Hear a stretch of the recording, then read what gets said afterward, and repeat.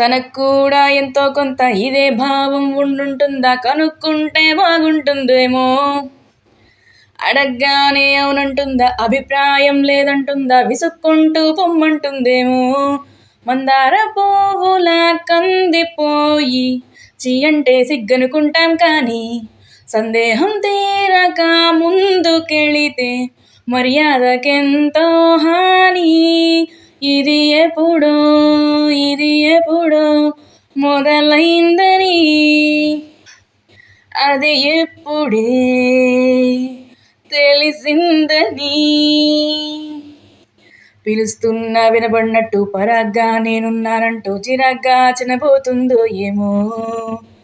ప్రపంచంతో పనిలేనట్టు, తదేకంగా చూస్తున్నట్టు రహస్యం కనిపెట్టేస్తుందేమో. అమ్మాయి పేరులో మాయమైకం ఏ లోకం చూపిస్తుంది.